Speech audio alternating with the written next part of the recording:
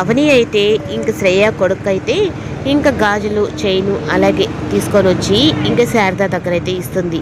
మన ఇంట్లోకి మొదటగా వచ్చాడు కదా మగపిల్లాడు, అయినా తను సంతోషంగా ఉంటేనే కదా మనం కూడా అన్నట్టుగా శ్రేయ కూడా చాలా సంతోషిస్తుంది అన్నట్టుగా ఇవి చేపించాను అత్తయ్య అని చెప్పి తీసుకొచ్చి అవి ఇస్తుంది.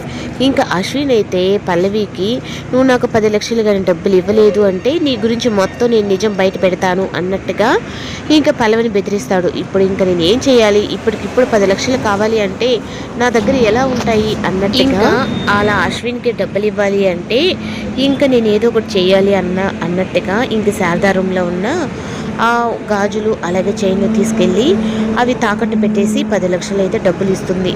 ఇంకా అలా ఇచ్చిన తర్వాత ఇంకా ఫంక్షన్లో మొత్తం ఇంకా ఉయ్యాల్లో వెయ్యాలి అని చెప్పని అనగానే ఇంకా తన కొడుకు ఈరోజు బ్రతుకున్నాడు అంటే అది అవని అక్క వల్లే అయ్యింది అని ఇంకా శ్రేయ కూడా అయితే అక్క నీ చేతుల మీద కానీ నా బాబుని ఉయ్యాల్లో వెయ్యి అని చెప్పనని తన చేతుల మీద వేస్తుంది.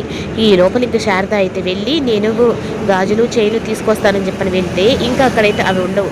ఇంతకు ఏమైనాయి నా రూమ్లో పెట్టినాటి అని చెప్పనంటే ఇంకా అందరూ కంగారు పడుతూ ఉంటారు. చిన్న బాబు కోసం తెచ్చినటివి ఇవి ఎవరు తీసుకొని ఉంటారు అన్నట్టుగా. ఇంకా కమలైతే నాకు తెలుసు ఇవి ఎవరు తీసుకున్నారో వాళ్ళ నోటితోనే నేను చెప్పిస్తాను అన్నట్టుగా ఇంకా పల్లవి దగ్గర అయితే మాట్లాడతాడు.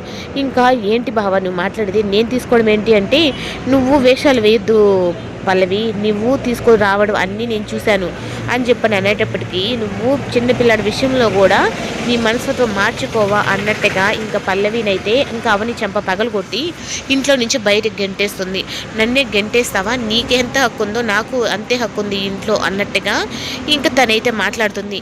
హక్కుల దాకా వెళ్ళావా నువ్వు, అలా అనుకుంటే నువ్వు చేసిన తప్పులన్నింటినీ కూడా నేను బయట పెట్టేదా అని అవని అయితే అంటుంది. ఇంకా కమలైతే మా వదిన సర్ది చెప్పింది కాబట్టి నువ్వు చేసిన తప్పులన్నిటిని క్షమించి నేను ఇంట్లో దాకా రానిచ్చాను, అయినా నువ్వు చిన్నపిల్లాడి వస్తువులను కూడా కాజేసి చేసేంత స్థితికి వచ్చావు అంటే నీ మైండ్ సెట్ ఎలా మారిపోయిందో అర్థం చేసుకోవచ్చు.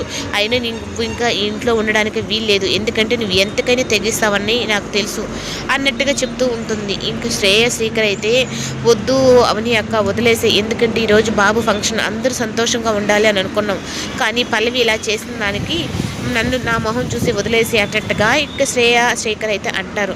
ఇంకా అనిన తర్వాత ఇంకా శ్రేయ చెప్పింది కాబట్టి నేను ఇంట్లోకి రాణిస్తున్నాను అన్నట్టుగా ఇంకా అవని అయితే అంటుంది. ఇంకా కమల అయితే నువ్వు చేసే తప్పులన్నీ ఒకటా రెండా ఎన్నని చెప్పని మా వదిన క్షమిస్తుంది, అయినా నీ బుద్ధి మార్చుకోవా, అయినా ఈ ఆస్తిలో నీకు బాగా ఉందని చెప్పారు కదా, అయినా ఎందుకు ఇలాంటి పనులు చేస్తున్నావు అన్నట్టుగా అంటూ ఉంటే ఆ అశ్విన్ గాడు వచ్చి నాకు తగలబడ్డాడు, అందుకని నేను ఇలాంటి పనులు చేయవలసి వస్తుంది అని చెప్పని పల్లవి తన మనసులో తానే మాట్లాడుకుంటూ ఉంటుంది.